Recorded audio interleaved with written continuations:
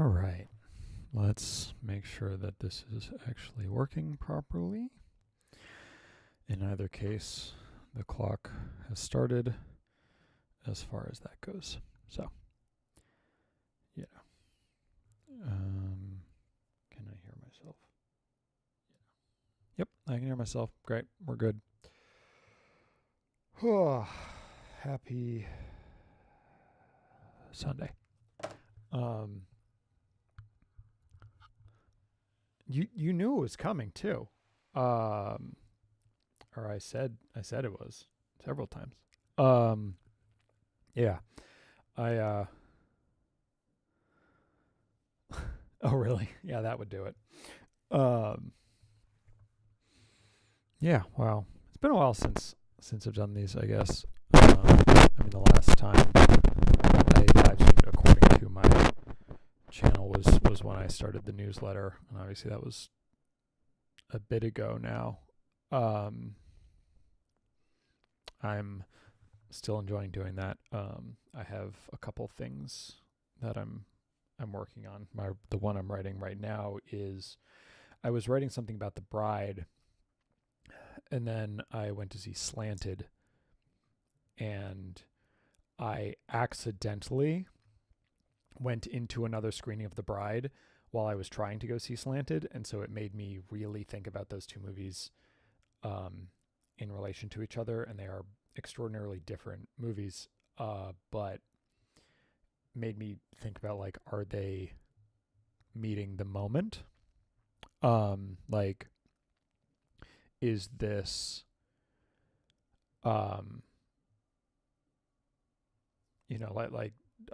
do these feel current, future, past? Like, Superman was a movie that just, like, shockingly really met the moment, right? And it, I don't think that I don't think that The Bride meets the moment. I think The Bride feels about 10 years too late. Maybe 9, 8, something, whatever, but it feels like a mid last decade kind of movie. Whereas Slanted is, I mean, it's basically Mean Girls meets Get Out.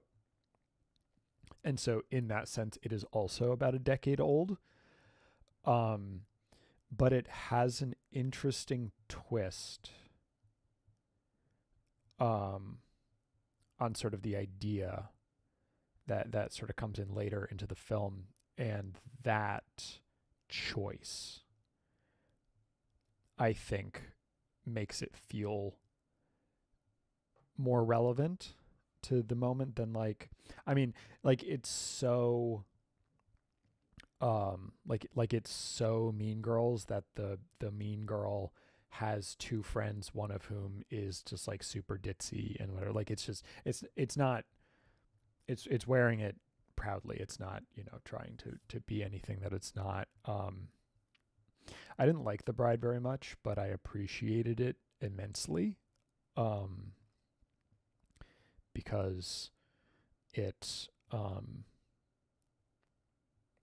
it's trying something. Like, even if I think it has missed, even if I think it's not trying to say something new, and the things that it is trying to say, it says pretty muddledly. Like, I don't think it's really that coherent. Like, it keeps sort of hinting at ideas and then undercutting them immediately. But, like, it's very nice to look at. It has these big scenes with a lot of people. I recently watched the Thomas Flight video about the value of extras, background actors. And as someone who's been a background actor, obviously I think background actors are valuable. But, he was talking about how rare it is to just see movies with just, like, tons of extras, just filling out the world and making it feel more real and more lived in. And then, The Bride opens with this, like, club scene that's just, like, chock full of just people, again, filling out the world. And I think that it feels very yeah, whatever, lived in, and I liked that about it quite a lot. Um, the problem is everything else, I guess. Like, just, it's just incomprehensible, and that's too bad. Um, I wonder if she was going for, it ends on a note that like could have allowed for a sequel. I'm curious if she had originally wanted there to be a sequel. Obviously, there will not be one given the utter decimation of the box office, but I think it's kind of too bad. Something I was thinking about recently, I'm sure I'm not the first person to say this. I'm probably the 6,000th person to say this. It's very interesting that video games are the only medium where a sequel is like a good thing. No one wants there to be a sequel. No one wants there to be a sequel to most movies, with very specific exceptions, right? There's no like general desire. It's like, oh, this play, like, man, if only we had a second one, right? Like TV shows. I mean, TV shows are their own sequels, I guess. But it is, when it comes to video games, it's like, no, we want the next one because the next one is going to be the better version of this one, and that's like okay in a way that it's not okay in film. Presumably a part of this is just because the narrative is less matters less.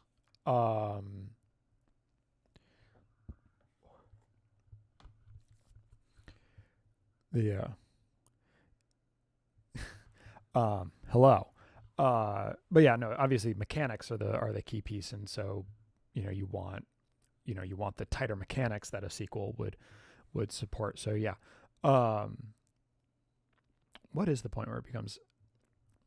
So I think obviously like a TV miniseries, like, is there a second season of a TV miniseries? Like, do you want more than that? But like, there are also all these fucking reboots and shit. Like people are clamoring for more seasons, right? I have my review of Hannibal where I said that I don't think that there should be a season 4. I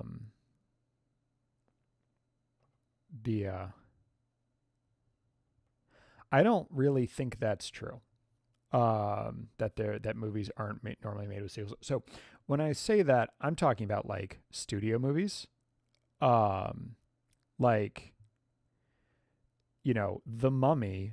On the note of like movies about like horror, whatever, like horror creatures. The Mummy, like the Tom Cruise one, literally ends with like they're trying to make an MCU style thing, like they introduce a new character and then there isn't a follow-up, right? There's a lot of movies that are building that like want a sequel and then that sequel never comes. And so like but those are generally studio movies, right? Like so that movie is one with the franchise in mind, but there are plenty of things that have a sequel in mind. Like you see the end and you're like, oh, that's cute. They thought they were going to get it different. I don't really think it is. I think it's the same because in the context of a franchise, there would be a sequel. But like I would imagine the final shot of The Bride makes it possible to have a sequel. And I feel, and I'm curious if she had sort of thought about where that would go. I think you're giving too much credit to studios' desires. I think at some point everything is a franchise, right? Like, is a new Jurassic movie a sequel or is it a franchise? I don't think that's a distinction that matters, you know? But I'm not saying it's good to make a movie with a sequel in mind or a trilogy in mind or a whatever in mind. There's that Jenny Nicholson video. I don't even remember what thing she was doing. I think it was Star Wars Galaxy's Edge. She did a part 1, and then she decided that she just didn't want to make a part 2, and so there's just a part 1 video, and there's never a part 2. Obviously, she did the Star Wars Hotel eventually, so like whatever. Was it Avatar Land? It was one of those. But that kind of thing. It's like you make the first one, and then for whatever reason, a sequel never happens, and it's just like, well, that was a disappointing note to go out on.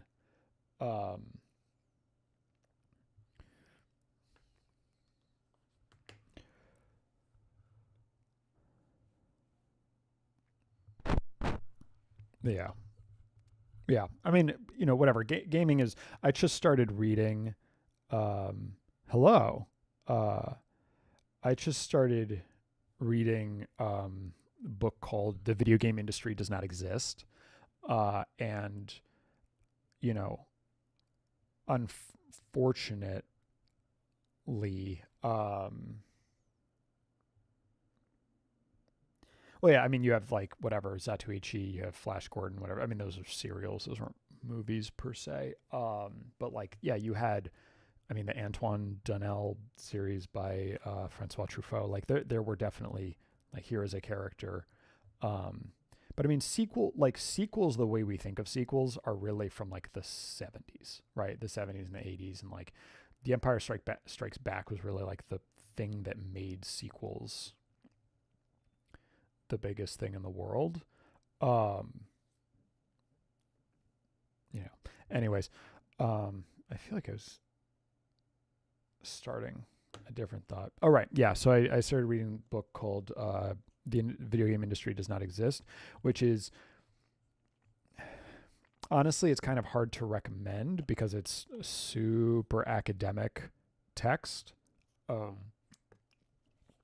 in a way that like it's just like dense in an annoying way. There's like a lot of, like this, through this lens, this thing is true, and we need to like understand the economic theory of this in order to make the point. And like the idea behind it is that referring to the video game industry confuses the reality of what it is to make games. Because at this point, there are as many studios that have 5 people or fewer as there are studios that have like 100 people or more. And, is Team Cherry, which made Hollow Knight, are they part of the video game industry? In a literal sense, yes, because they make video games, but in the way we understand an industry, like the film industry, it's like Hollywood, right? Or the equivalent Bollywood, they're like our industries within countries. There are people who work together. Like it is an industry. The recording industry, music, like obviously music is this way too, where it has been disconnected in a pretty meaningful way, but video games are so like what we think of as the video game industry is so tiny in the grand scheme of like, obviously they account for a lot of the money, but in terms of how many games they put out and like the actual like relative to the total amount of things, the video game industry is just like this tiny fraction of that, and these much, much smaller sets of game makers. And he refers, game production as opposed to like game development, and game makers as opposed to game developers, which I think is to make the point that like an artist is not a developer, but they are as critical to the creation of a video game as the person writing the code is. And honestly, like in the wake of, being able to make things with Unreal and whatever, like to some degree, the people doing the coding are somewhat like take a step back, but also in a different way. So do the people making the visuals, right? Because they function differently, right? Like no matter what your art style is, you can kind of tell if a game was made with Unreal. But yeah, so I just started reading that, and it's interesting. I think the video game industry is hard to unionize in part because it's a lot of tech people, and tech people don't like unions. Cory Doctorow has been talking about this a lot of time. That's like the time to unionize the tech industry was a decade ago when tech people had all of the power, but they assumed that they would have all the power forever, and so they didn't unionize, and they fucked up. Because now they don't have the power anymore. Like some people, like individuals in companies still have power, but how much do they have enough power to like make Google capitulate or whatever? Not really. And that, like, they missed the window, which is very unfortunate, and is, and instead they allowed their bosses to strip worker protections further and further and further, and now they're undergoing mass layoffs. Yeah, so like it sucks to suck, I guess. Like tech people don't think they don't think about other people. They don't think about consequences, and they don't know history, right? That's the big problem is like, you get a fucking child. You tell the child to quit school so they don't learn how the world works. And then they come out of it and they're like, aha, I know how to fix money. I know how to fix politics. I know how to fix all of these things. And they don't know how to fix anything. But it hasn't been a race to the bottom, right? Like the fact that it's a race to the bottom in the tech industry is relatively new. Again, 10, 20 years ago, they didn't do that. Like if the early people at Facebook decided that they wanted Facebook to be unionized, that would have been a whole thing, but they probably could have pulled it off in a way that obviously they can't now. I mean, something like 20%, like 15 to 20% of all Facebook staff are about to be laid off again. It's like 15,000 people, whatever percentage that is about to be laid off. And that like just happened because Mark Zuckerberg is following the next trend, and that's whatever. Very expensive. But yeah. But those aren't the tech industry, right? That's what I mean, talking about industries versus sort of individual people in, like groups in isolation. But yeah, like, what I think is going to be interesting, I think it's Hamilton Nolan, writes a newsletter that I follow, called How Things Work. I think he's a really big like labor guy. And he talks a lot about unions and the power of labor and how fucked that whole thing has become. How it's been hollowed out, especially by the conservative movement, but also not really propped up by the left, more left, whatever, center right Democratic Party. Joe Biden was the most pro-union president in years, and union density did not increase at all during his tenure in office, and that's catastrophic. But the thing that's interesting about that, which is kind of if you've read Enshittification, if you've watched any of Cory Doctorow's talks about that book, there is the sort of hope that he has that comes out of the other side of that thing is like specifically, okay, the US government has tariffed people to hell. And now, and historically, the reason that other countries have gone along with like US U.S. copyright law, for example, like intellectual property law, is because they've been threatened with tariffs. It's like, well, they got the tariffs, so why should they follow the law? He keeps using, the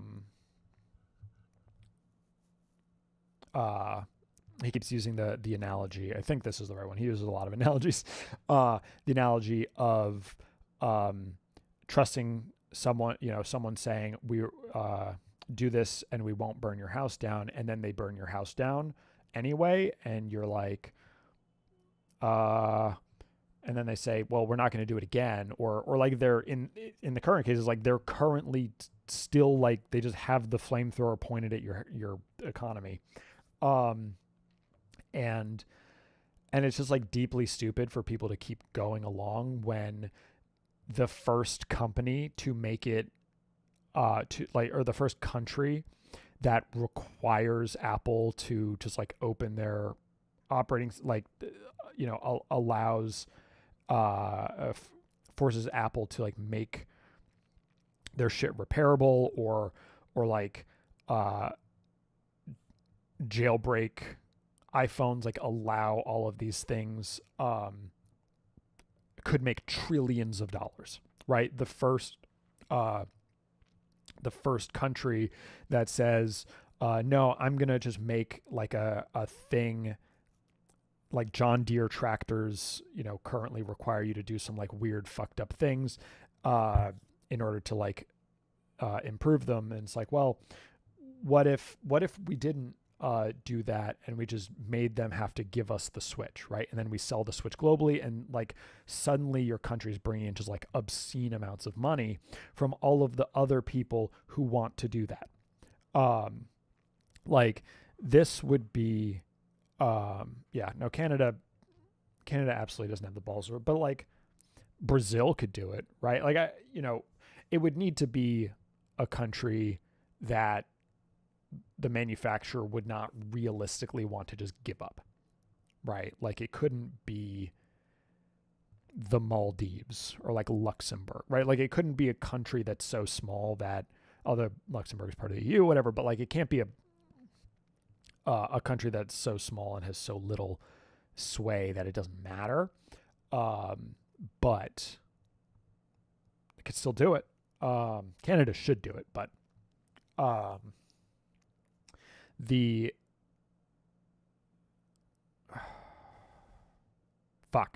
that related to the thing that I was talking about. Oh, right. So the labor version of this is that when, like, the reason worker protections exist is not really because of bosses, right? Like it protects the workers, but it also protects the bosses from the workers, because back in the day, people would just go on strikes and then bosses would hire people to kill the striking workers. And like, it would be this back and forth, but it was like, it was dangerous for every part of, every part of this. And obviously, all of these bosses who don't remember history don't know that, right? They didn't see the other side of that experience. And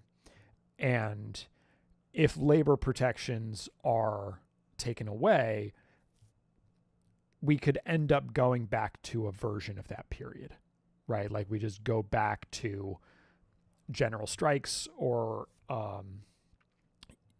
like people setting CEO houses on fire. Like, in order to get protections. Like, I don't know that this will happen. I don't really think it will, because I think the country is too complacent, but not everyone is. We will see. That sounds great. For Brazil, and I would imagine that means Brazilian GLP-1s will be coming to the U.S. But yeah, that sort of thing. It's just like other countries just say, fuck you and your intellectual property law. We don't care. And that's good, right? And, if I think the point about, libertarian ideology, it's another thing. It's like if you go to school, you learn that shit is fucking stupid. Right? Like as soon as you try to think through, as soon as you have to think through like the logical endpoint of libertarianism, like you so quickly just end up in a truly awful place unless you're just like stupid, right? Like you're either stupid or you're bad, right? Those are the two ways you get to libertarianism. That's why a lot of like teenage boys are libertarians, because they don't know anything. But I was never really a libertarian, but I definitely, I was kinder to that ideology when I was younger than I am now. Whatever. But I also read Atlas Shrugged, and fucking hated that book. Jesus Christ. So, I wrote it, or I read it in high school. I made myself write a paper about BioShock. Or I got whatever. I had to write a essay about BioShock. I convinced we had to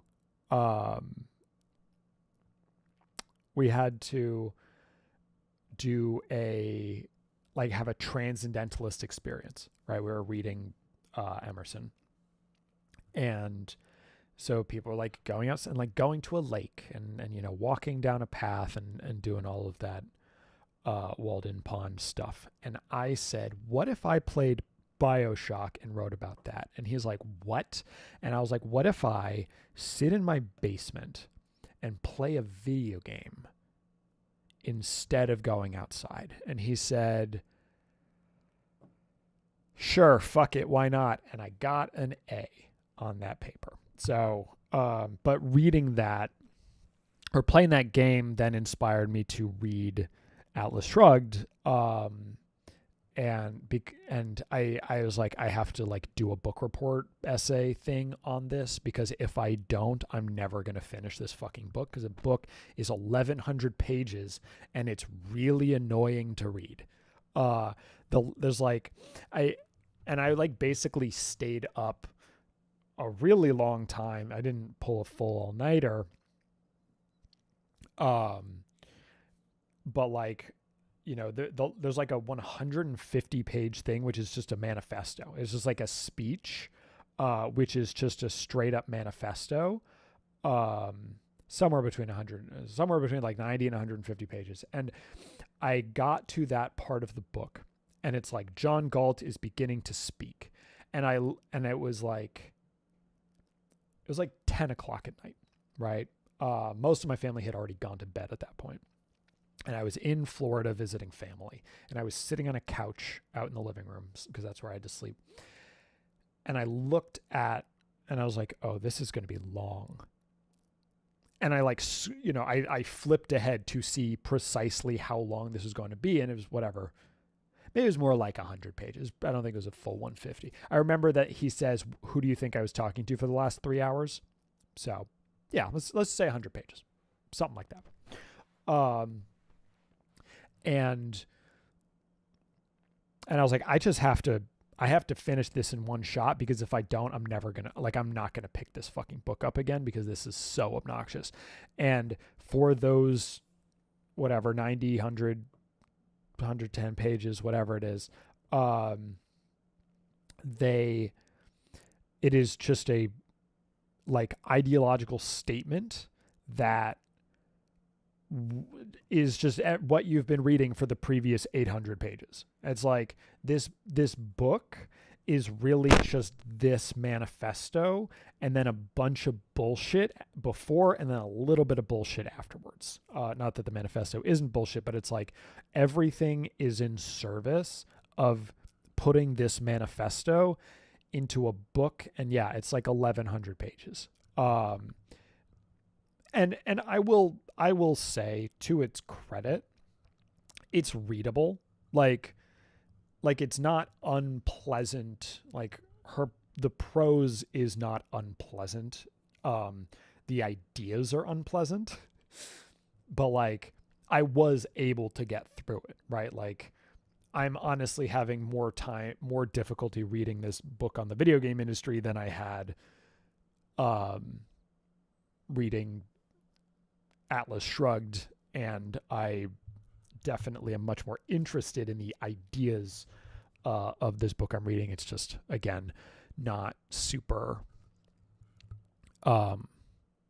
fun to read. Like is, and that happens. I mean, so Anthony Jeselnik, the comedian who I talked about fairly early on in the life of this channel, he said, or he has started a book club, which I think is very fun. Because it turns out that's just like, that's what he does. Like he doesn't seem to really go to the movies that much. He certainly doesn't play video games. He reads novels. And so that's interesting. That's an interesting thing to do. And it makes sense that he's really interested in words, and how words work, and he cares a lot about those words. And so Anthony Jeselnik has started a book club because he wants more people to read. And I did not read the January book. I have been meaning to go back and do so. Whatever. I read the February book. It's called Paradise. Paradise, probably. It's a Mexican book. I was thinking that I should really finally learn how to read Spanish. It'd be cool to read a book that's not in English in the native language. Maybe someday. And then this month was Mother Night by Kurt Vonnegut. And big Vonnegut fan when I was younger. I have Bluebeard's Castle. Kept putting me to sleep when I read it in high school, but I love Vonnegut. On the note of just compulsively readable. Yes, that Paradise. It is very, it is a tough read. Like a very unpleasant book to read. And it's funny. So Anthony Jeselnik has puts out a video at the end of the month where he talks about the book and he answers questions about it. And a lot of people were like, man, I fucking hated that book. Why did you make us read it? And he said, look, this is not the one book you read if you only read one book a year. But if you're reading, in his case, he's like, I read 50 to 100 novels a year. You need a book like that within everything else, right? Like you need that kind of story. To, art should not always be pleasant. I watched Der Fan last night. If you follow me on Letterboxd, I'm not going to write about it in the newsletter, although I certainly could. If I had not found out that the lead actress was 16 at the time of filming and spends just so much of the movie completely fucking naked, and seems that she was not happy about having done that. So like that just kind of just like killed that movie for me. But also like, you know, if you pretend that that's not true, that's the kind of movie that like Paradise is as a book. Right? It's like it is unpleasant to watch, but it has something to say, and you can, you know, experience, you know, and it's good to experience unpleasant art. You know, art should not always be fun, but also Der Fan is not the one book or the one movie you watch, right? That's one of hundreds of movies you watch in a year.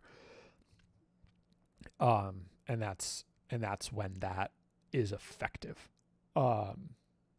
So yeah. Yes, exactly. It is the precise opposite of a palate cleanser. Yeah. Der Fan, like so the context in which I heard about Der Fan was in an episode, I think it was an episode of Screen Drafts, which is a podcast I listen to a lot. Now it's probably my favorite podcast right now. Like in terms of just like, yeah, I listen to basically every episode.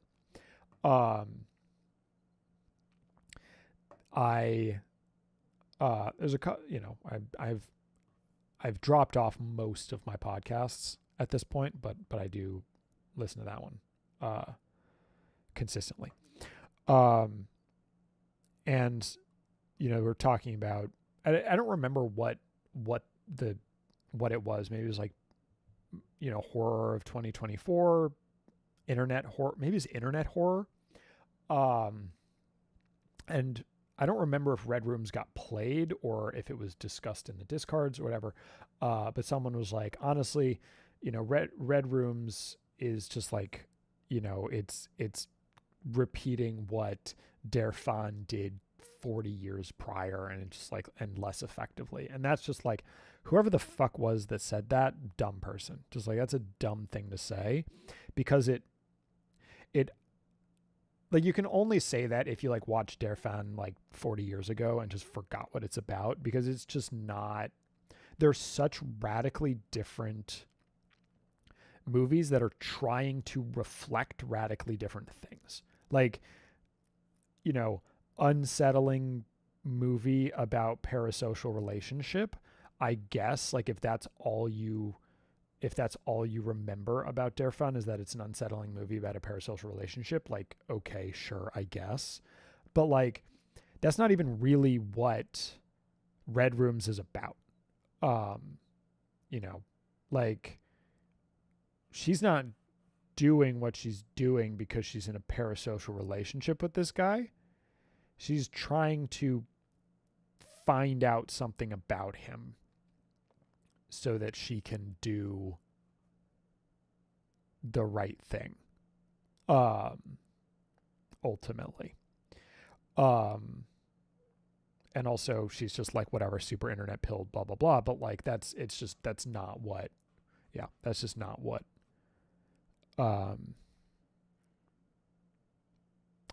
it's about. And that, I found that deeply frustrating.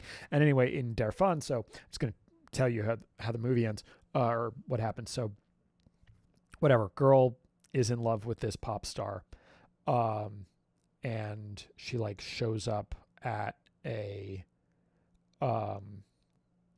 a recording. You know, she's been sending him letters, and she's like, if he doesn't respond to my letters, I'm going to kill myself, and I'm going to put a letter to him in my pocket, and then he will hear about me that way, and then I will always be a part of him, and he will always be a part of me. Like, it's that, whatever. She's just like, so, her brain is so like rotted away. And she's like, if I don't hear from him in the next week, I'm going to do something. And so she goes to the thing, and he sees her, and he's like, you know, like, hey, let's hook up. Basically, you know, whatever. It takes a little while to get there, but like, that's, you know, he sees her, she's cute, and he's like, great, you're coming back to this place with me. And she's 16. I don't know how old the character is supposed to be. I assume the character is supposed to she's in school, but I don't know enough about German school to know, like, is that what high school looks like? Is that what college looks like? Unclear. She lives with her parents. She could have been 19. They could have gotten a 19-year-old actress to play a 16-year-old. Just saying, there's no reason that they had to get an actual 16-year-old for this. Whatever. The actor who plays the singer, 33. So like more or less my age. Imagine me fawning over a 16-year-old. Hate that. So whatever. They go to a place, they have sex.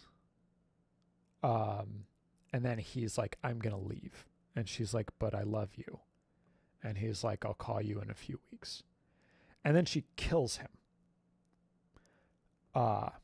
She just like hits him in the head with a statue, and it just like the arm of the statue just like goes into his brain and kills him. And then she eats him, and then she leaves. And she goes home and whatever. She gets away with it. And that's how the movie ends, basically. Finds out she's pregnant, and she's like, haha, it is our secret. I will have you forever. Whatever. That whole sequence where she like cuts him up, and that could be so horrific, and it's just kind of not, because the limitations of the budget are so like in your face. That's all good. That's all good, Willow. I have to gonna be doing this for a while. I have to, we're at $420 to immigrant children who have been detained, and legal services for them. Also, I'm probably going to give other money to like, there's like a single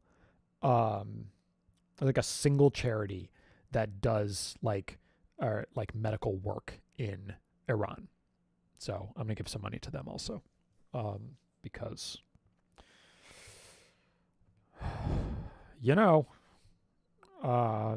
what the fuck? Anyways, they're fun. So the sequence where she's like, cutting this dude up with a electric carver and, eating him. It's like, this is the amount of blood that is in that. No, this is more blood than is in that entire sequence. This is way more blood than is in that entire sequence. And it's like, she cut a fucking dude up on the floor. And then she like, and so like it has like a couple of individual shots of her like licking blood off of the thing, and she like licks blood off the floor. And again, it's like, ooh, creepy. She's crazy, whatever. But it's like, the floor should be like, it should just be red. Like at the end of it, like she's like chopped him up and like put him in a freezer, and it's just like cut, and there's just like a couple of spots of blood on the floor before she's cleaned it. It's like, this is just stupid. Like, this just looks and like the shots where she's like, putting the arm into the thing, it's very obvious that it's just the actual arm. Like the camera cuts off like right there, and it just like moves with it, and then she like starts to put it down. It's like, clearly they did not have a severed arm to do this with. And it's just like, it just looks cheap, and it doesn't work. It's like, oh, I'm watching a movie. Like I'm watching a cheap movie that's going for shock factor, and it just doesn't do it. Honestly, like they should have spent more money on blood and less money on a bunch of other stuff that they didn't need to have spent money on. Not that I think they spent that much money on anything. but yeah, it's just like that whole thing just like full on does not work. It'd be like if Raw had no blood, right? Like, no, doesn't work. And so yeah, whatever. Fuck that movie. Don't sexualize 16-year-olds. I know I'm really putting myself out on a limb with that one there, but like, yeah, don't do it. It's weird. Don't like it. Don't like it. Don't like it at all.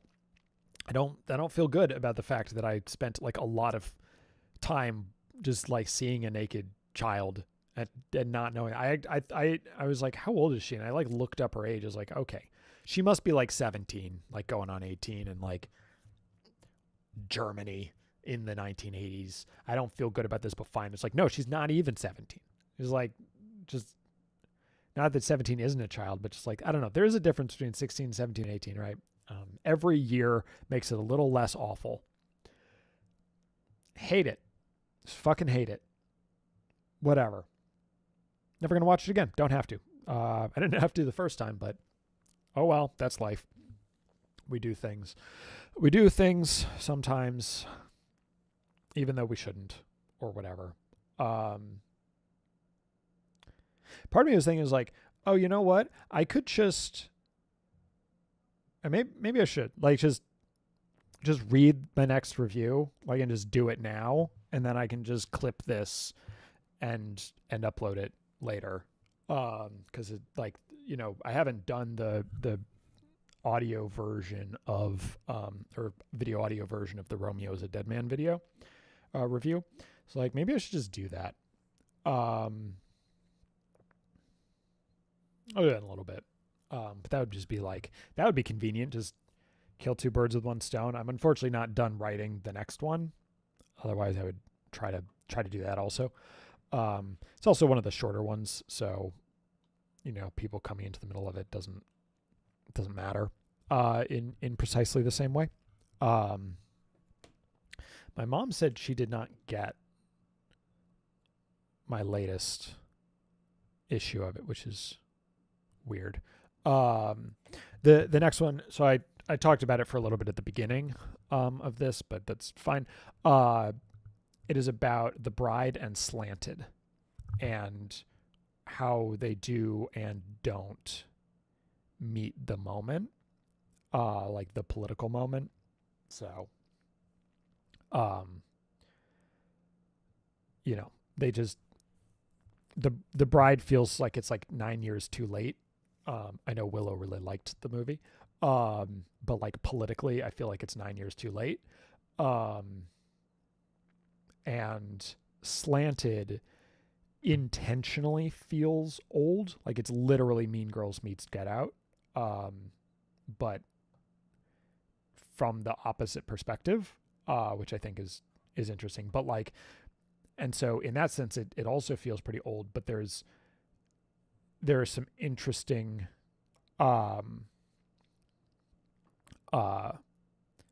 thing, like there's some sort of interesting wrinkles in it that I think are much more relevant to right now.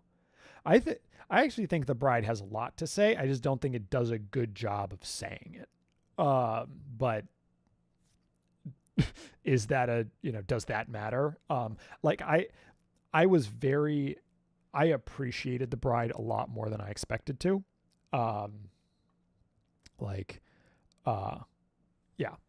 Yeah, fair. I think there's a part of me that wants, like, I've been thinking about like fan edits a lot recently. I think I said this in Discord. I would like to see a fan edit of The Bride. Maybe I should do it. Be interesting. That cuts out any scene that does not feature Frank or The Bride. Just fully excises everything, including Mary Shelley. That whole thing, fucking obnoxious. And it's like, I think it would be only slightly less coherent than the current movie is. Like, I don't really think you would lose very much in terms of like comprehension of what's going on, but you would just also lose all of the stuff that's not fun about that movie, right? Because like the good stuff is the stuff that they're in, and the bad stuff is everything else. And so like, you know, a 90-minute version that just like, yeah, just cuts out all the other bullshit, like cuts out the fucking lady cop and her whole like, I'm a detective too, and men don't respect me. It's like, fuck you. ACAB includes ladies. And so I actually think it would be very interesting to sort of see how that version of the movie would feel. But I definitely think it would be much more fun to watch.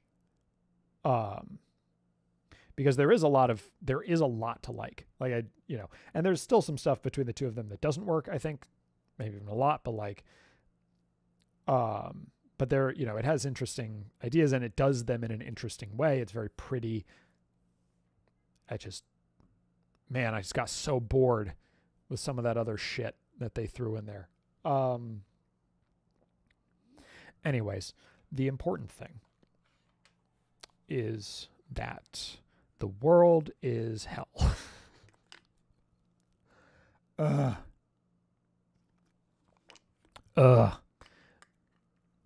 I've spent a lot less time reading the news than I used to. I just like can't anymore. Like it's just like I see the headlines, I will like a lot of the newsletters I read, I've stopped reading the whole thing. Like I'll skim it or whatever. Like I just fucking can't.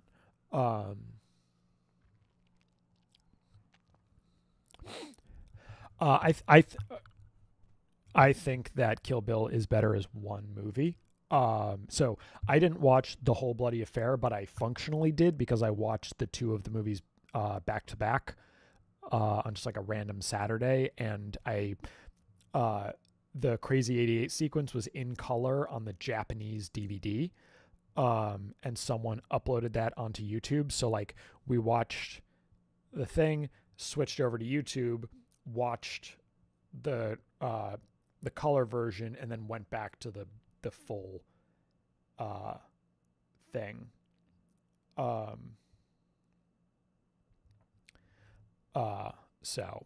So I got that experience. No, I mean, no, he made one movie that they made him cut in half. And it, like, I think the second half just works so much better. Vivi.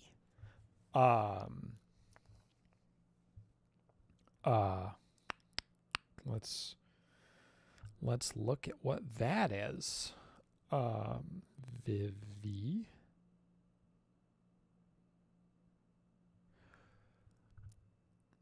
Is it a YouTube thing? What is it?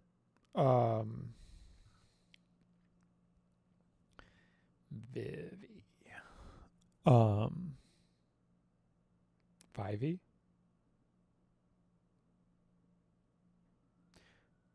Oh, is it like an anime?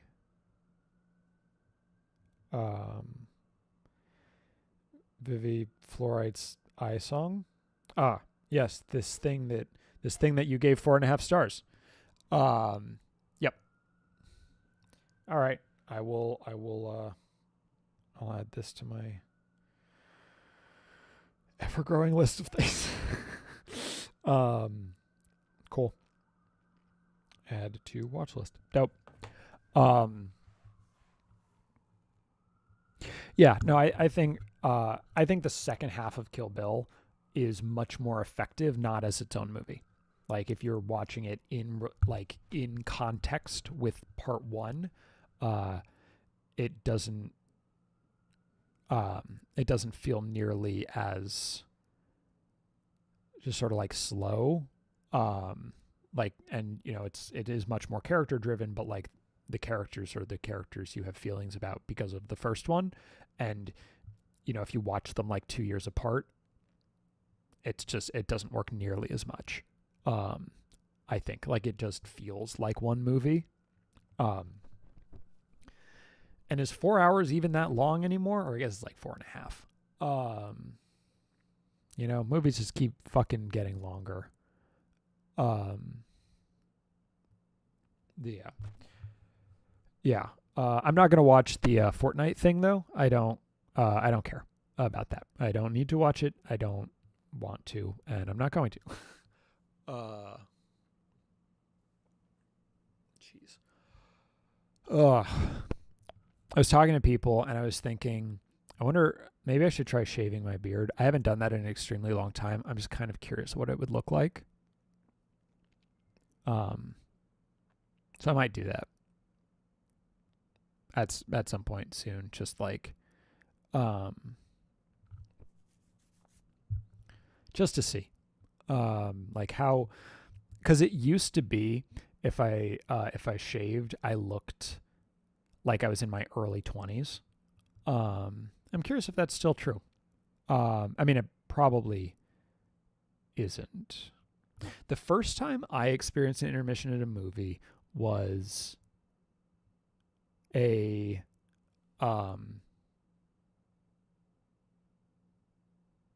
it was a re-release of 2001: A Space Odyssey, because that movie just has an intermission built in.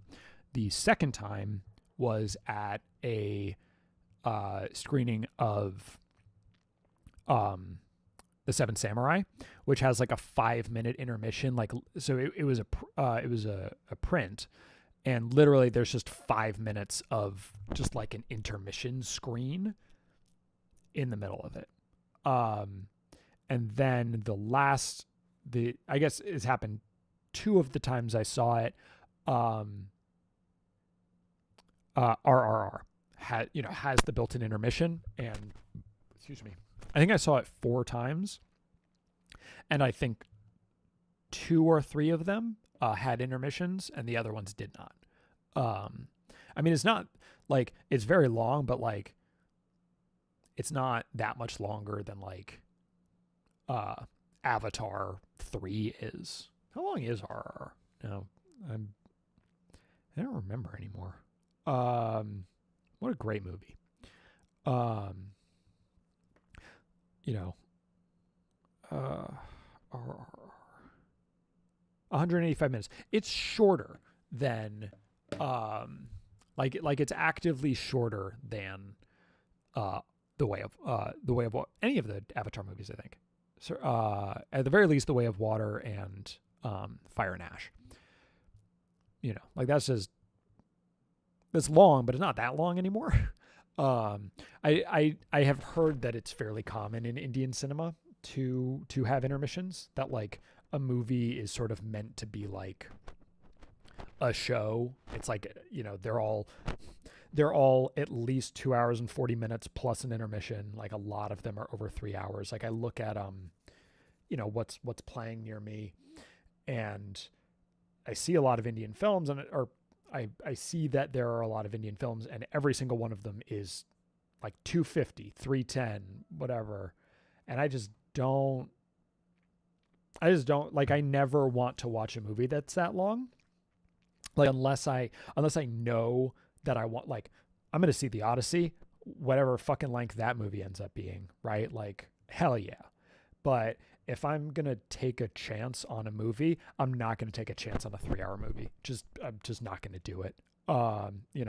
If Derfan was more than 93 minutes, would I have ever gotten around to it? Probably not, for being honest. Like, but it was just like, yeah, fuck it. I'm in the mood for a 90-minute movie. And I, heard things about this, so I'm just going to watch that. And so, I would like to watch more Indian cinema. I saw Iga, which was that also had an intermission. Iga was fun. I'd like to see Rajamouli's other films. The Bahubali films. They actually released those as like a single thing, but it was like 5.5 hours. I was just like, I'm not going to do it. Although Satan Tango, the Bella Tarr film, which is like 7.5 hours, is going to be playing at Lincoln Center soonish, and a friend of mine did that exact showing um, like at that theater years ago, like probably 8 years ago now. And he called it like, the ecstasy of endurance. Like he wrote a piece for Flixist about it. He called it the ecstasy of endurance of, it was like a 3-part showing, just so long, so exhausting, but also very effective to have seen in that context. And I feel like that would be kind of interesting. But it depends on when and why and whatever. I wanted to go see All About Eve yesterday, and that didn't work because the tickets were sold out. So that was annoying. I have heard of Doom 2. I feel like I've seen clips from it. But I have not. See. Let me see. Does this guy look familiar? This looks familiar. All right. Noted. I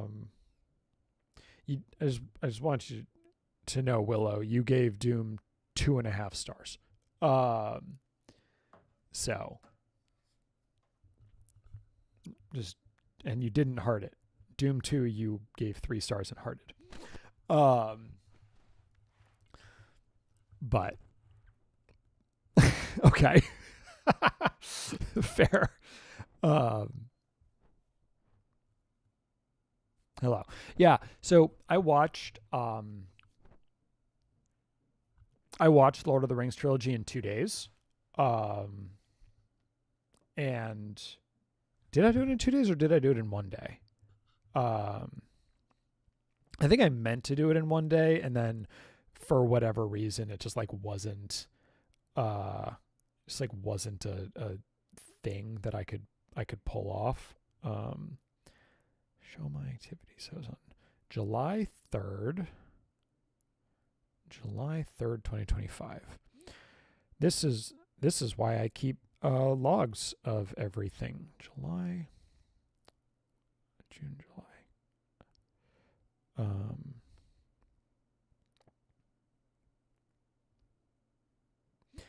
Yeah, I watched Fellowship of the Ring 1 day, and then the next day I watched The Two Towers and Return of the King. So not in one shot, but close, pretty close. I had originally thought, oh, maybe I'll try the extended editions, whatever, and I didn't. And like, thank God, I really didn't want another. Like, I liked them all a lot, great movies. I did not want more hours, of that. Like, really, just aggressively did not want more hours of that. So, I also I've talked about it quite recently. Not a big fantasy guy. Although fantasy movies, I think, do work for me better than fantasy books.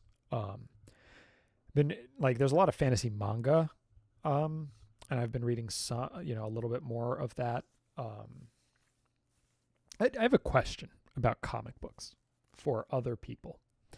Do you, like, in the gaps between the panels, do you sort of imagine how we get from X to Y, or do you just sort of run through it? Obviously, you know where I am,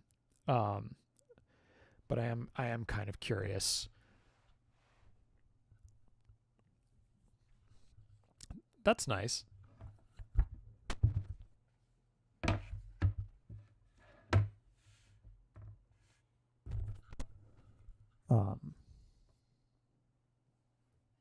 Hold on a second. I'll be right back.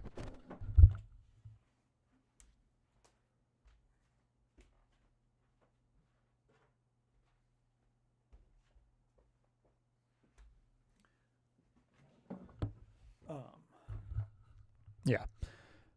Because, I read a lot of manga. Like, that's, because I, use the Manga Plus app, and it's just like sort of my go-to thing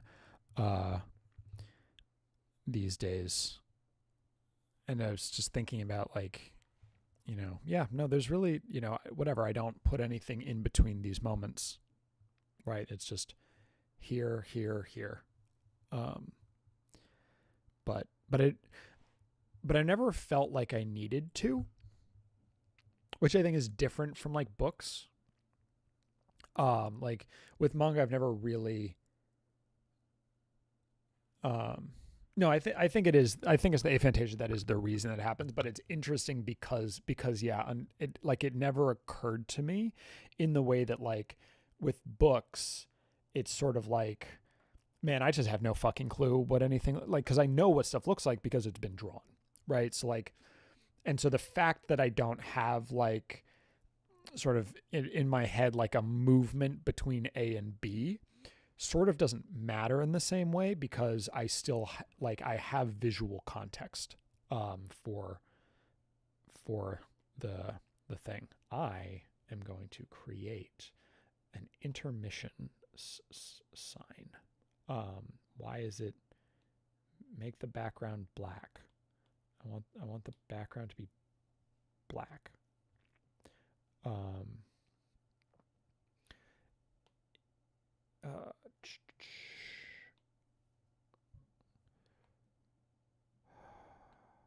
Let's go white. I got this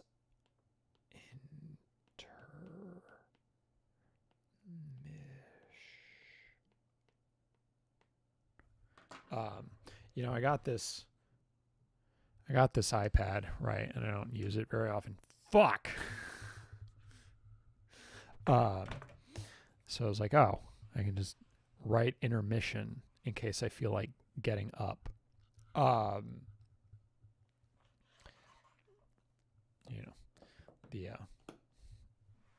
feel like getting up because the clock's going to keep ticking, right? We're at $660 for legal services for detained immigrants or non-detained immigrants, just anyone, whatever, any immigrants who need them,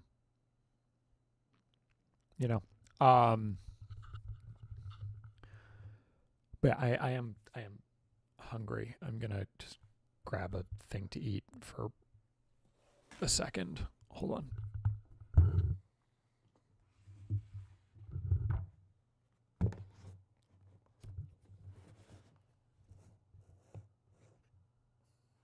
Good enough.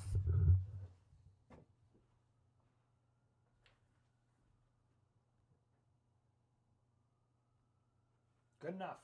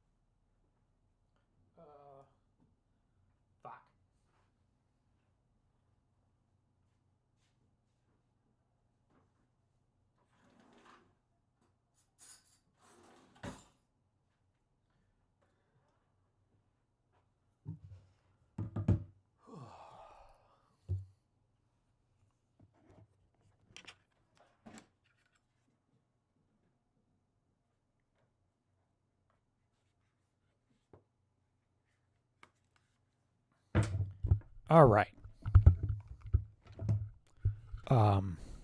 Cool. I got a yogurt. Just hungry. I intermittent fast on weekends. I would during the week, but I get bored, and I eat when I'm bored. And when I'm at work, I'm just bored all the time. The yeah, I feel better when I do it. Like I just basically don't eat until noon. And that's, my stomach just feels better when I wait. So so I've only had like a frozen thing to eat today.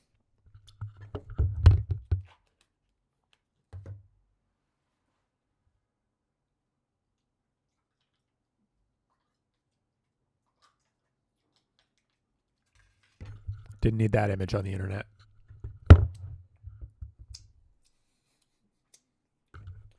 I will say, while watching The Fan, there was a part of me that's like, I wonder how weird the most sort of devoted fan of me probably was. Like how deep was the most parasocial person? Because just like mathematically, one of those 16,000 people was probably pretty deep into it at least one point. And like, whatever, I got over 1 million views by the end. And I imagine that there was at least one person who sort of felt some sort of ownership. I don't know. They never showed up in the live stream though. Or at least they never talked. I did have the one lady who asked, I had like one girl who like asked me out. Yeah, that's true. That be up there. I think you're right. I had one girl who asked me out. It was like a 19-year-old from the Netherlands, which was just a really weird. Like, I appreciate it, I guess. But it was like, just like, what a weird thing to do. Because like, I'm not in the Netherlands, like what? Well,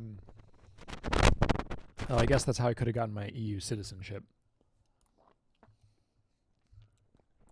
That would have been worth something.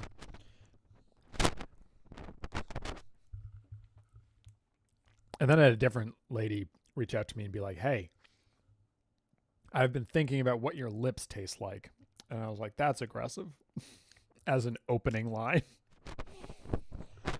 Thanks, I'm taken. And she's like, a more fun person would have said, let's have a threesome. And I was like, well, sorry, I'm not more fun, I guess. I don't know. Whatever. Weird.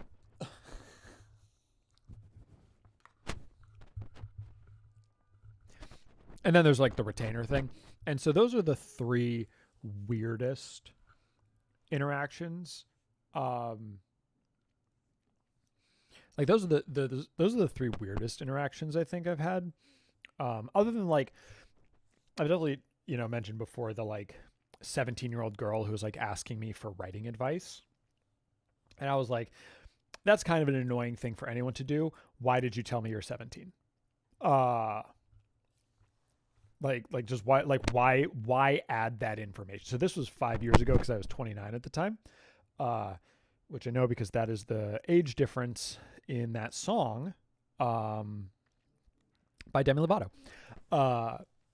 But she was like, ugh, it's so hard being 17. And I was like, here's a writing prompt for you. A 17-year-old girl messages a 29-year-old man on the internet.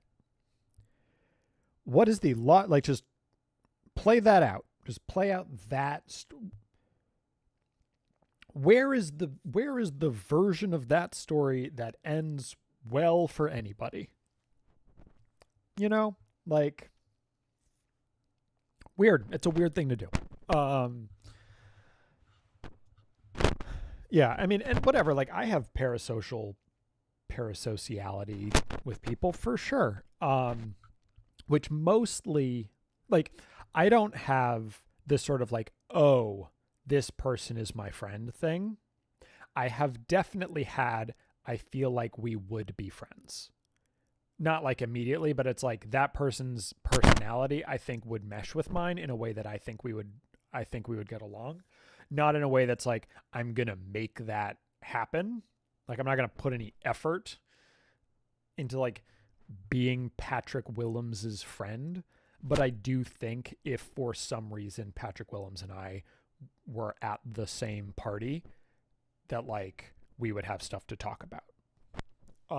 You know, like, I definitely have that with people. And then there's a lot of people I follow who's like, honestly, I probably would not get along with a lot of these people, but I like them, right? And I like their work and whatever. Like, I don't me thinking that I could be friendly with some of them does not have any bearing on whether I watch their work or engage with it or whatever. Well, yeah, I mean, then there's celebrity crushes, but that's just like a whole other thing. Like, I have a crush on Rebecca Ferguson, but like, I don't have a parasocial relationship with Rebecca Ferguson. Like, she's just very pretty.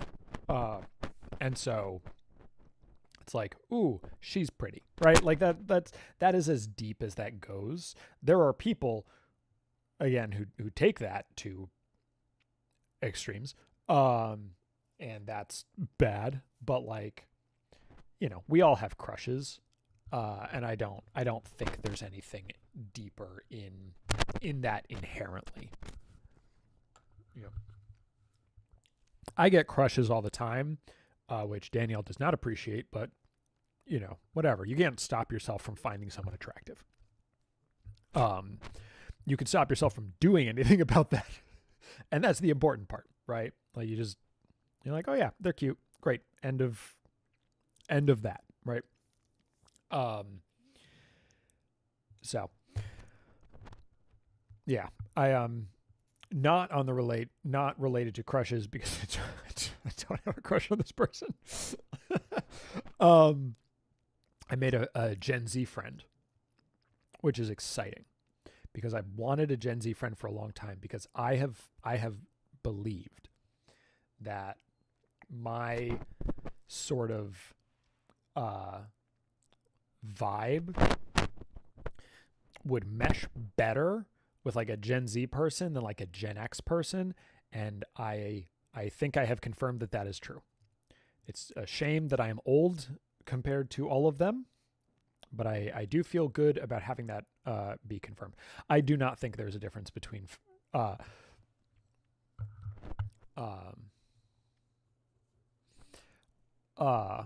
so I think the difference between a crush and finding someone attractive is the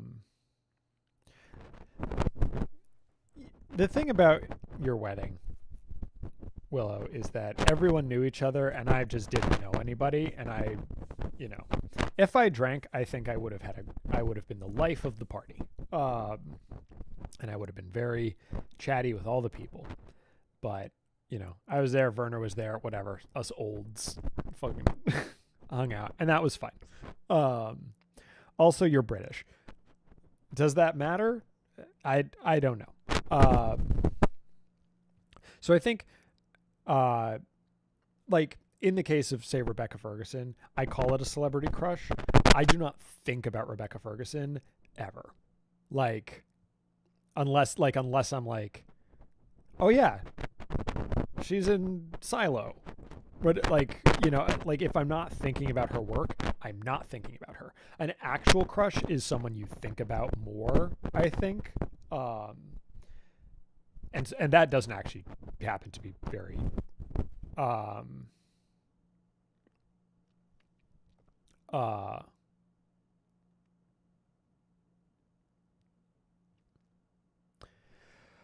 I'm gonna watch that video back and just see the moment where I totally lose my train of thought.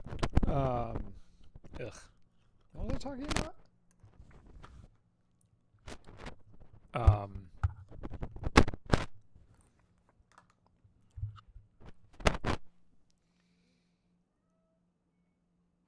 Yep, totally gone.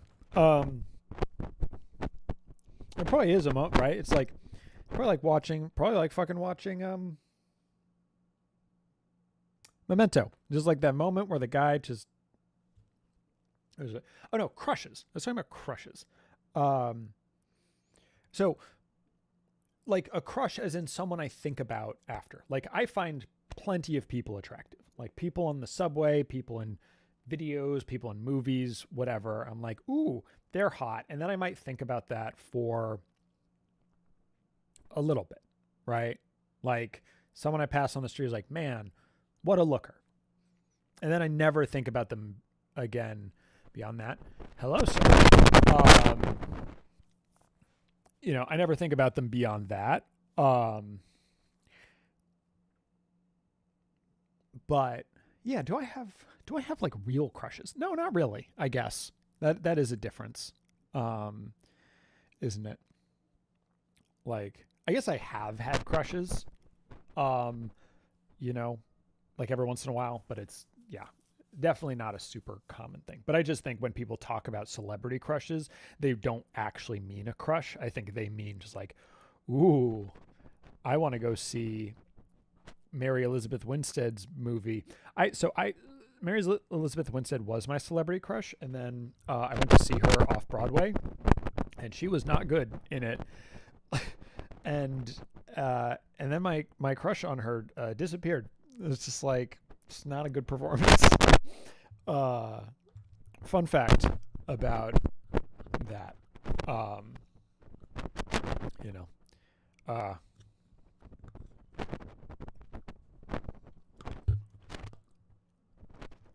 Yes. So,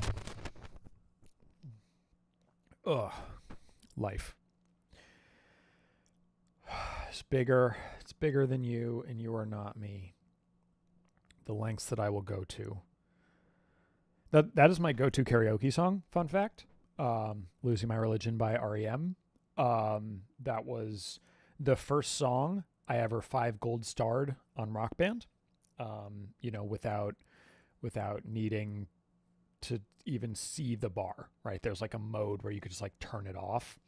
And that was the first song I ever just like fucking nailed it, 100%. Pitch perfect, and obviously you gotta do. I'm not going to do it. Bye bye. I'm not gonna do it in this context. I'm not prepared, but like obviously you pull it up and you have to just like really go for like the Michael Stipe thing. I've done karaoke in forever. I should do karaoke again. I like karaoke. Should have done karaoke in Asia. It's fucking all over the place. Like, why did I not?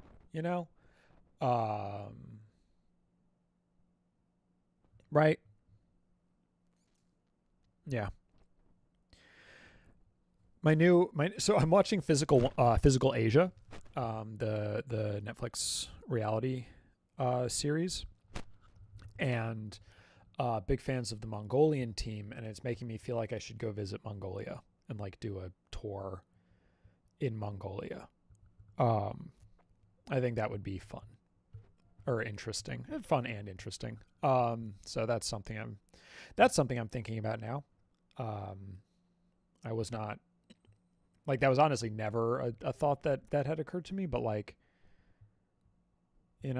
Like, it feels like a place that is not over touristed yet, ideally. Also, which would be cool. um, yeah. Life. Let's see. How much time? 126. So that's what? $860 to charity. Good for us. Good for us. Look at all the good we're doing for society by being here together in this place. Right?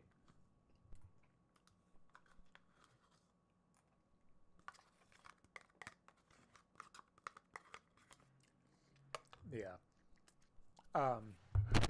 By the way, if you're in here and you have not subscribed to my newsletter, you should subscribe to my newsletter. I would imagine that most of the people in here probably have, but figured I should say it out loud. This is technically the first. It's weird that I went 90 minutes before saying that. But that's me. Real good at selling myself, huh? Yep. That's a big skill that this guy over here, he's got that big skill. Stream health. Yep. This is the first time that I have done the stream while hooked up to the internet, and or like hooked up via Ethernet instead of over Wi-Fi, and the stream status has been much better as a result, which makes sense. Should have been doing this the whole time.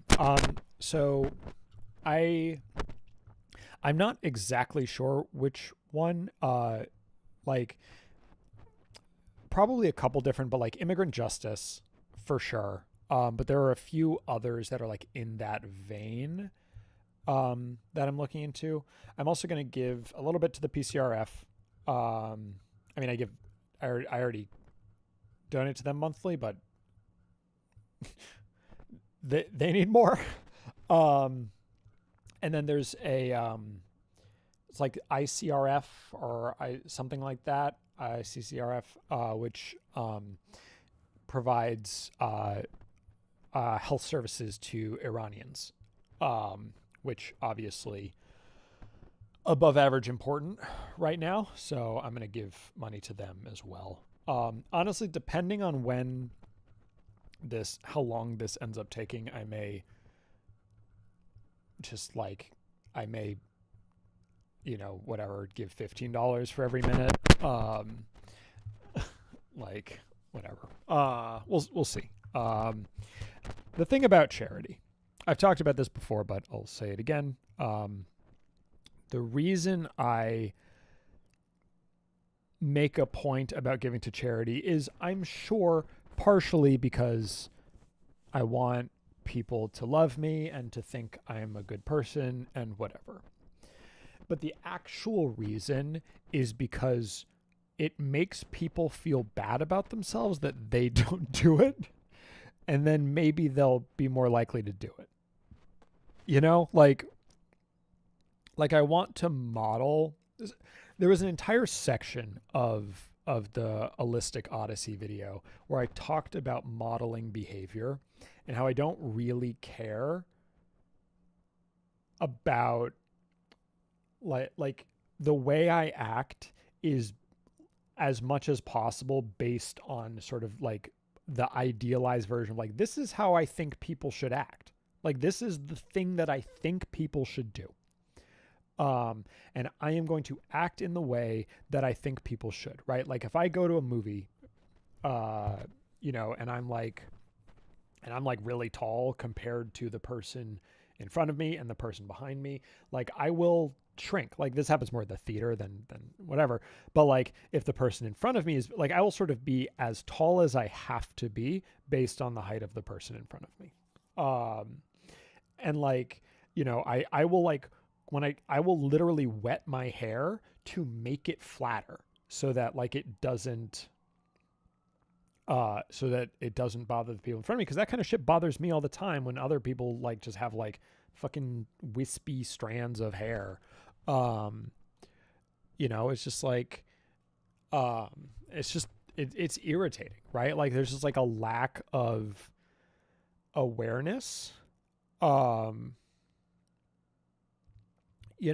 Like there's just like this lack of awareness that I find really irritating. And so, and so like giving to charity is just like part of that. Like you have to, like, how can you be an American like, and look at the damage that your government is, even if you protested your government, even if you did what you could to make the government not be the government you have, like, how can you not do, like, charity is basically the bare minimum in my mind, right? Like, I don't do that much. I don't do enough. I don't know what to do, right? Like, it's just like, what the fuck am I supposed to do? The only thing I can really is like, people who have the expertise, who can make a difference, give them money. Like, make it easier for them to do the work that I can't do. And try to help some of the people that my country is hurting. I've never liked America. Like, literally never. Like, I didn't stand for the Pledge of Allegiance in fucking middle school, right? Like, I've just always been a hater. But I also am an American, and I have to, and I just like, I feel I don't do enough, and I feel like I don't do enough. Last year, 2 years ago, I went to the Palestine Children's Relief Fund's like gala dinner in New York, and they had a comedian come out. I apologize that I've told a lot of these stories. I know that there's a lot of recurring people who are the people who have heard these stories, but whatever. Not everyone has. And the woman was a Palestinian comic. I don't remember her name. She made some jokes about my hair. It was fun. She was like, Justin Bieber ass haircut. Ha! None of you can see him, but I got him so hard. And she like called back a few times. She made a comment about Jordan, and was like, no claps for Jordan. You clap for Jordan. Like, okay. Felt very othered. It's a good thing to feel every once in a while. Yeah. But she told a story about how when you give, it needs to hurt, right? Like, you can't just like give $1 and feel good about it, right? Like, you can't, like, when you, if for it to matter, like, cosmically, it needs to be enough that it's like, oh, I can't like do a thing that I would otherwise want to do, right? Like it needs to actively impede in your quality of life in some way. And I have taken that to, and like, I mean, I don't go that deep, but I go deeper than I did before that, because I think that's true. If you are trying to be,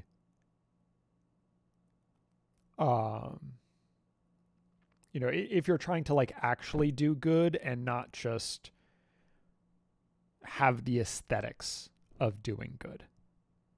Because like I give to a bunch of charities every month, which I do silently, right? Like, I don't talk about every single charitable donation that I have. Um, the, uh, you know, um, yeah, yeah. I mean, and I agree. Like individuals really don't have a lot of power, especially like it feels like we have less and less and less power. Like with every passing fucking week, it feels like individuals are less and less capable of doing anything. Um, and I don't have nearly enough money to make any kind of real difference. But like whatever, if I can give $1,000 or $2,000 to, help people, like it's something, right? Like it's not everything, but it's something, you know? Um and uh I asked something I do at work.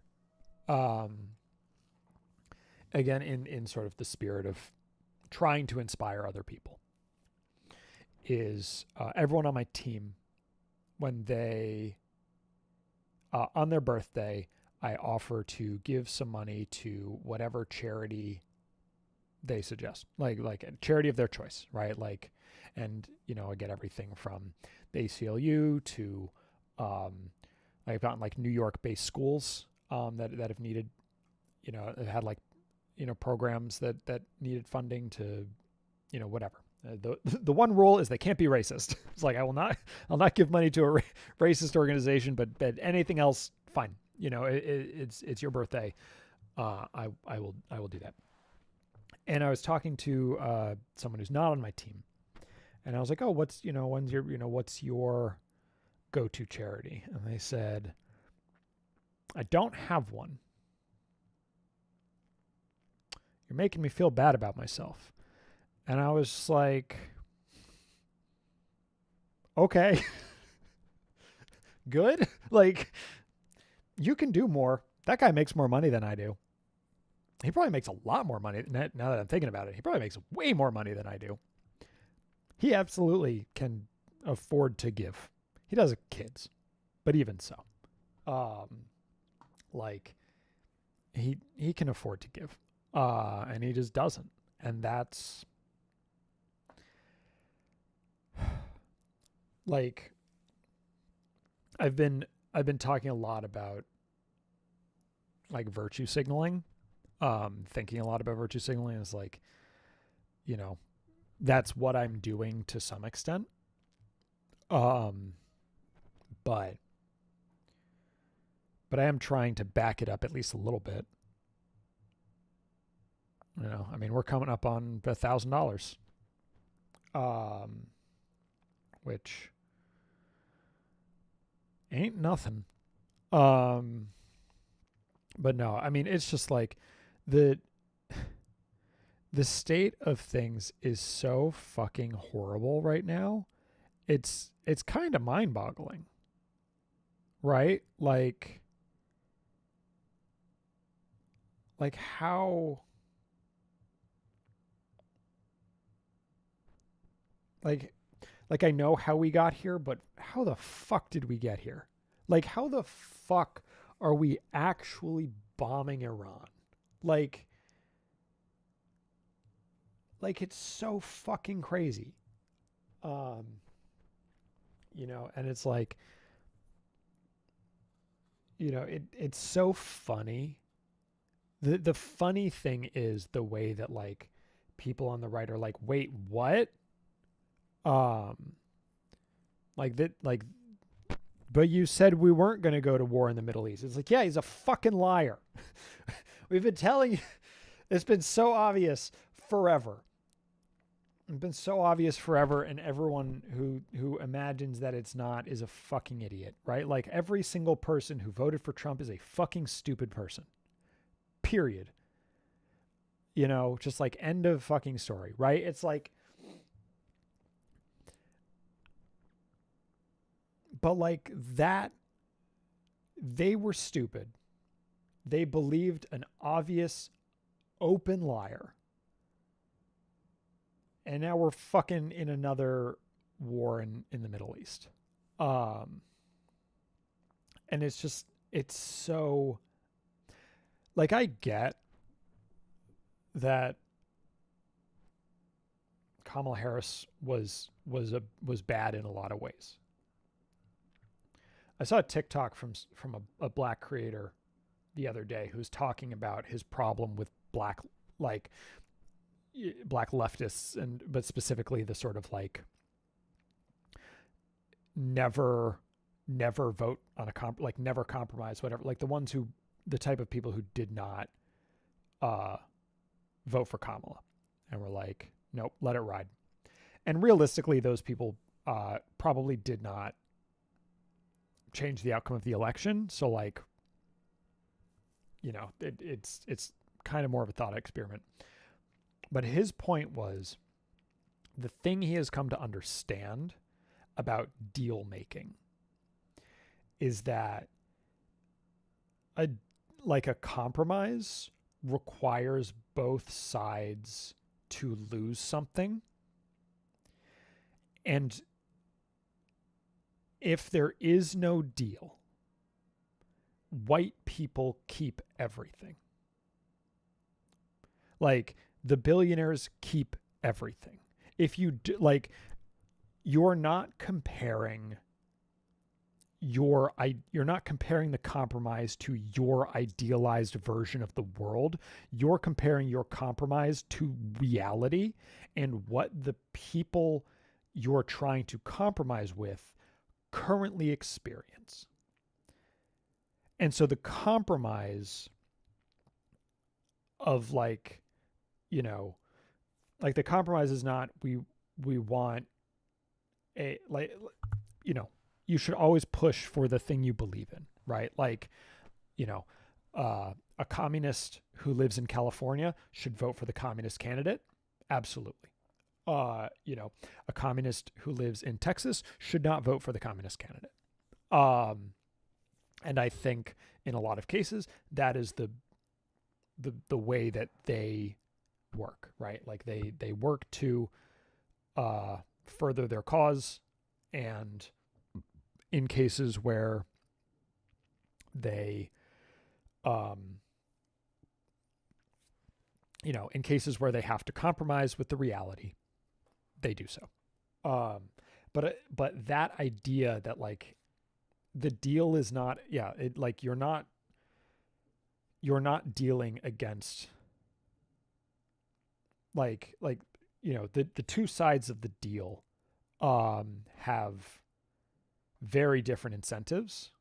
He used an example of it's a thought experiment, I guess. You have two people and you're told and those two people are given $1 million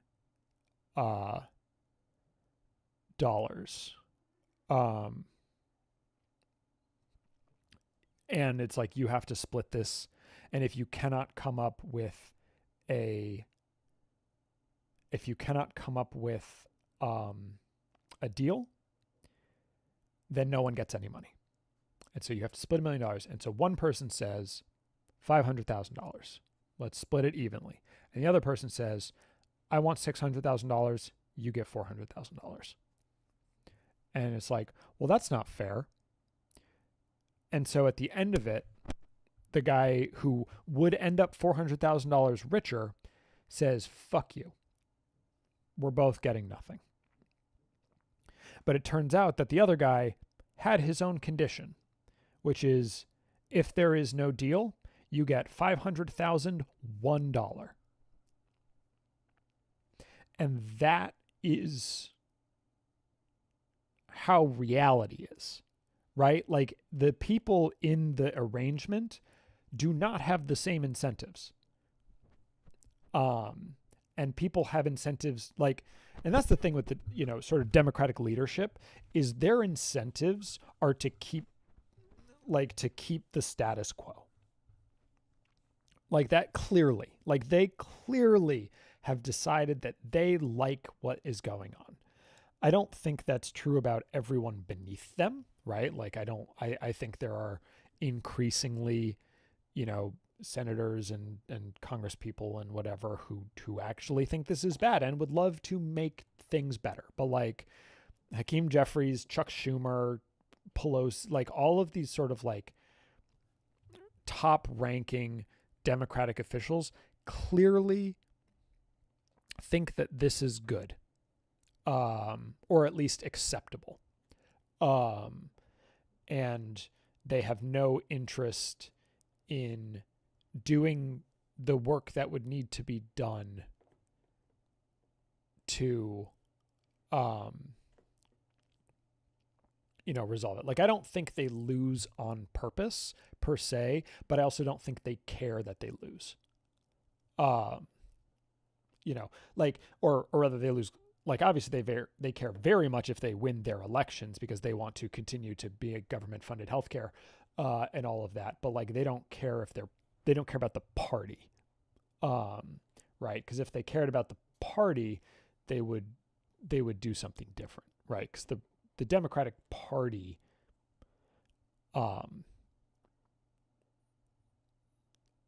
is nothing, right? It stands for nothing. It believes in nothing. It is nothing. And it seems functionally impossible that the Democratic Party, as we understand it, like survives. And the question is, what does it mean that it dies? Like, what replaces it? I mean, the Republican Party died and was replaced with MAGA, right? I did not see Bring Her Back. It looked spooky. And I missed a lot of the spooky movies. That Hokum thing is coming out soon, isn't it? Or did it already come out? That movie looks creepy as fuck. What a dumbass name, but like, oof. Spooky shit. But yeah, so those are my feelings on whatever subject I was just talking about. Hokum is from your favorite director? I'm theoretically going to see Undertone tonight, but it's like a really late showing. And so I have to decide if I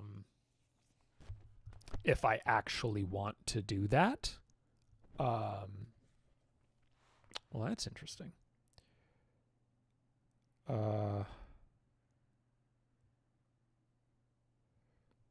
that directly to me? Shit. My phone is dying. I need to charge that. Do I have a charger over here? I think I might.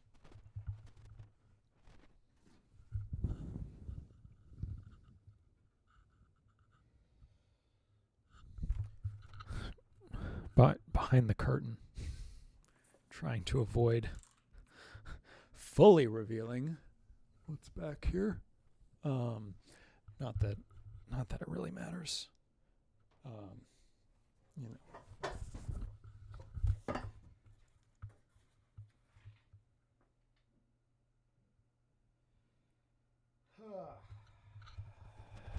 Where the fuck did it go?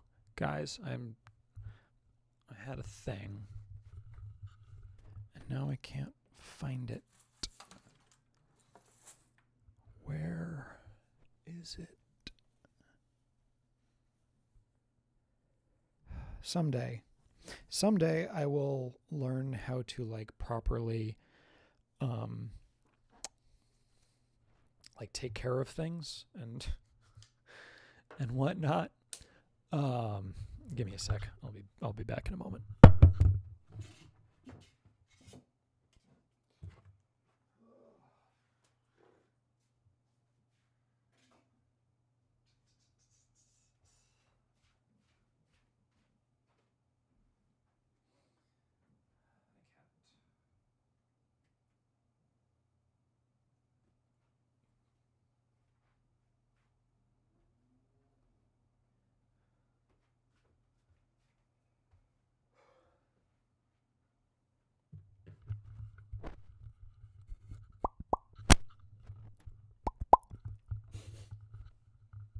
I I spent a bunch of the week watching um ugh, watching reaction videos to the Mafra cover of Doomed by Bring Me the Horizon, which was like showing up. It went super viral. It was showing up in my recommendeds like for a while, and I didn't actually watch any of those, but I did eventually check it out. And you know what?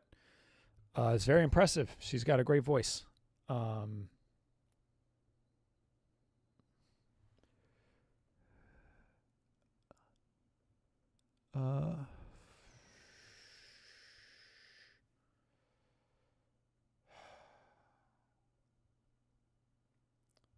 should probably.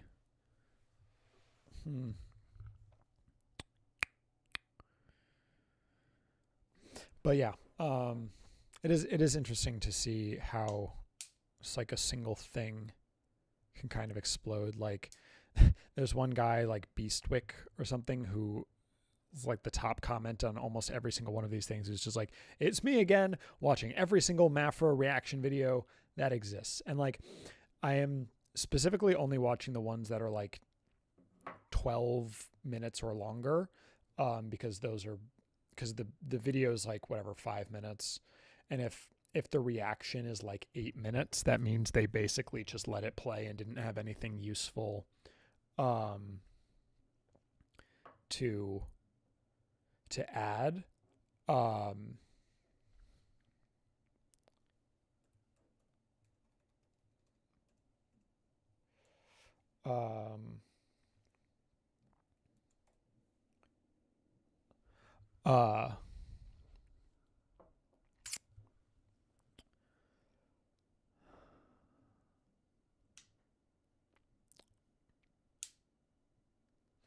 Yeah, I whatever. I don't watch a lot of reaction videos in general. I mean, although the things that I do watch, I watch like reactions to music. Like I've watched a lot of like charismatic voice videos, for example. It's fun. Like I like watching breakdowns of like extreme metal songs, in particular. Like I find that fun. I think that we should like people should appreciate harsh vocalists, like distorted vocals and whatever, in a way that in general not enough people. Oh shit, is that happening? Ugh, fuck, I forgot.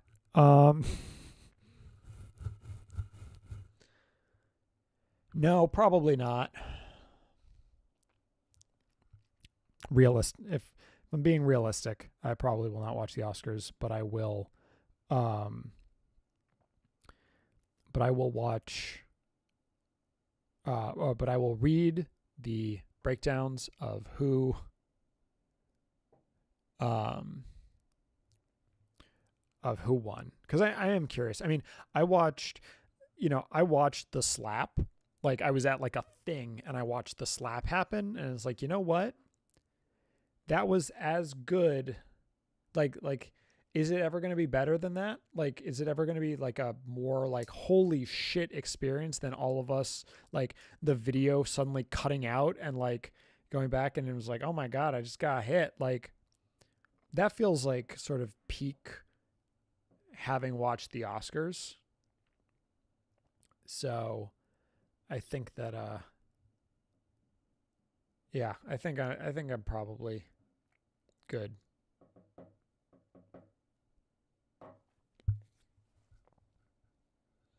You know what I'm going to do?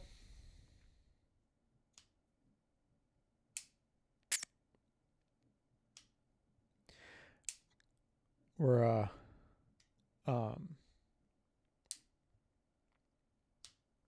yeah.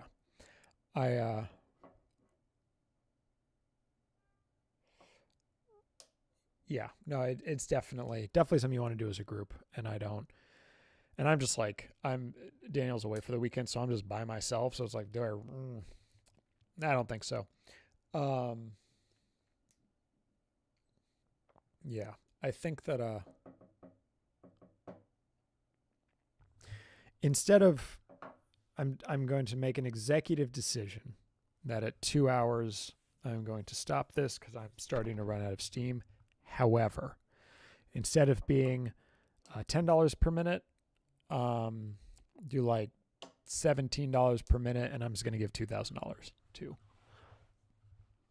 $1,000 an hour, whatever that, that sounds like how much a fucking lawyer charges. So yeah, I think that feels fair, right? And then honestly, I'm going to take a nap. It is Sunday, and Sundays are for naps. I mean, it's not how much lawyers who help people charge. It's definitely how much like Elon Musk's lawyers charge. Like the lawyers, yeah, lawyers who are helping immigrants are definitely not charging that. But yeah, I'll give, whatever, $1,000 to immigrant charities, and then I'll give another 1,000 to like health, like medical care for people who are currently being fucking attacked by America and Israel. Because what else can I do, guys? If you have the means, I always recommend giving and, looking for places that are good. Unfortunately, a lot of these things go through like effective altruists who suck. Effective altruism sucks. And is based on a lot of very wrong assumptions about how the world works and how things work.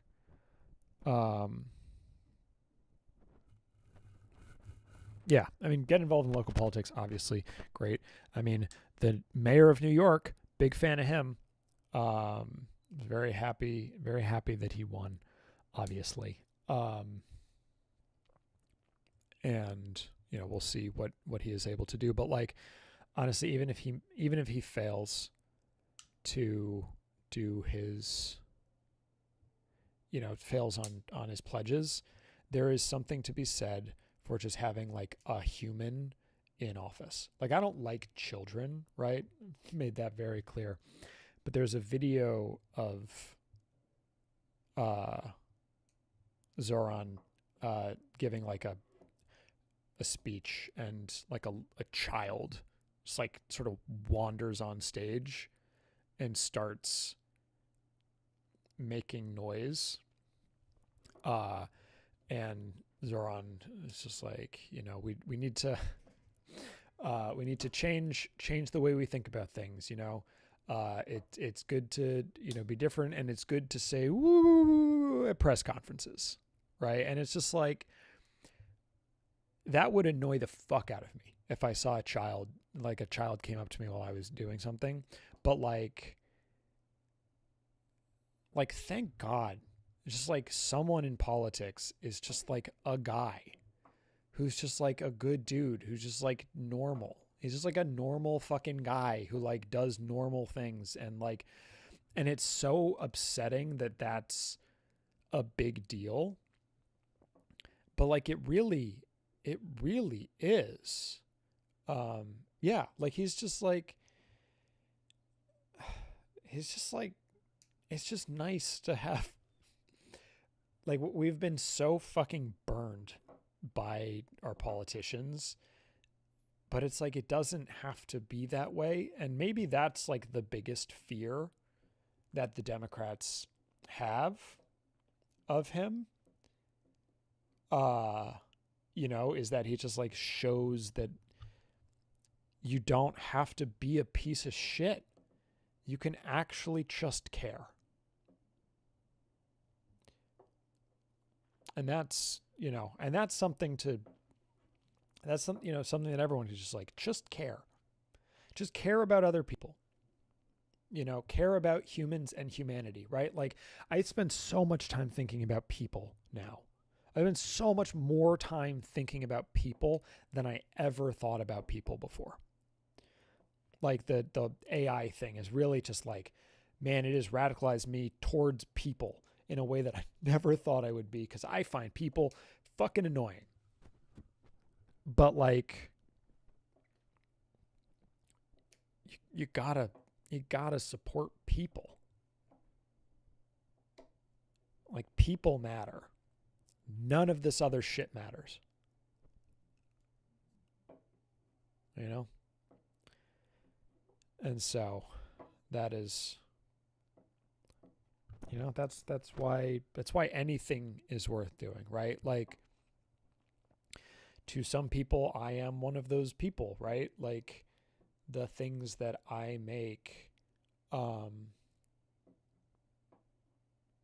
like things that have affected people, improved people, whatever. Like, I would imagine at least several of the people in this chat feel that way. And I feel that way about a lot of other people. It's like we are all we've got. And if we all thought about, and we all, I mean, really, like, people in positions of power, privileged people, whatever, spent more time thinking about that and wrestling with that, the world will just be in a better fucking place.